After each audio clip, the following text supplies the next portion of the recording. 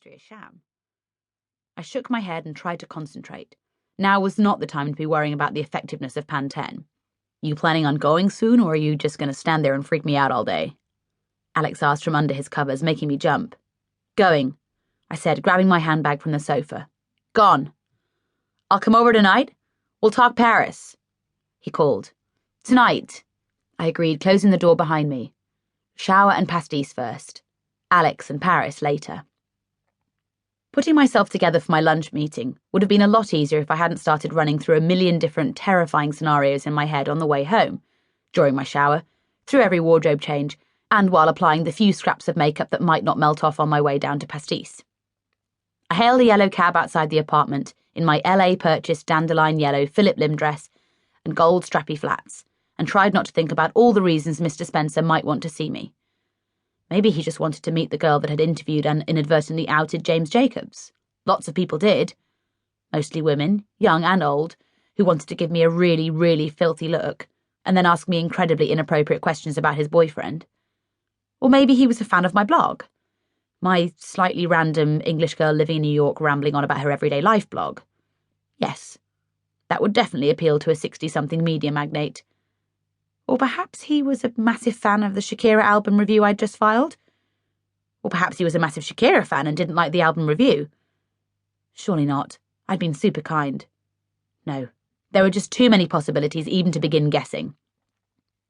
I hoped and prayed all the way downtown that Sissy would have booked us a table inside the restaurant, very near an air conditioning unit, and not one of the see-and-be-seen tiny tables outside, looking out onto the cobbles of the meatpacking district. But as the cab swerved across the street, I could see Mary's steel-grey bob sitting opposite an equally authoritative head of icy white hair.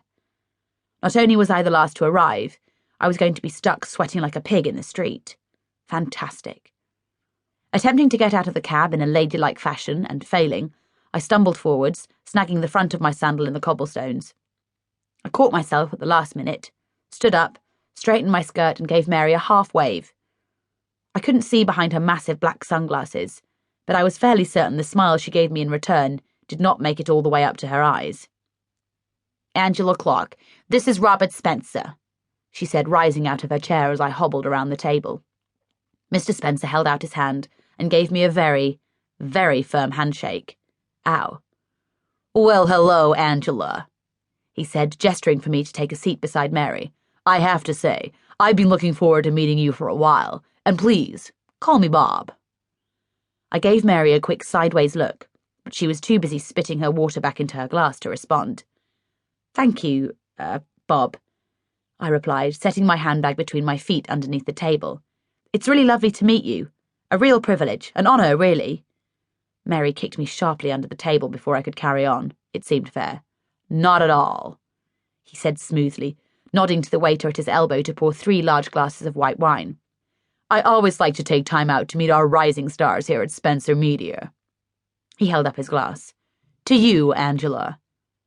Thank you. I tried not to think about what could happen if I started drinking wine on a completely empty and panicky stomach, and took a small sip. So, Mr. Spencer wanted to meet with you and talk about some new opportunities, Mary said, folding the menu with which she was clearly very familiar. Things you might do outside the blog, outside the look. He did? I asked, staring into the opaque glass of her sunnies. Was she serious? Ladies. Mr. Spencer folded up his own menu and placed it in front of him. Shall we at least order before we talk business? Of course, Bob. Mary smiled tightly and sipped her wine. It was so strange. I'd never seen her outside her office, and she did not look comfortable at all. In fact, nothing about this entire scenario was comfortable. I was starting to feel as if I were at dinner with my mum and dad while they were in the middle of a particularly nasty argument. And no one who's ever argued with my mum would want that. Have you eaten at pasties before, Angela? Bob asked. I shook my head and chugged my wine. I had the feeling that it was just going to be better to avoid talking whenever possible. Then I'd recommend the scallops to start, and then maybe the pasta puttanesca. Bob folded up his menu. You know, pasta puttanesca means whore's pasta, I dropped in casually. Mary coughed into her wineglass. I mean, it's what whores would make after they'd, worked. I looked from Mary to Bob and back to Mary again. Yep, should have stuck with the no-talking plan.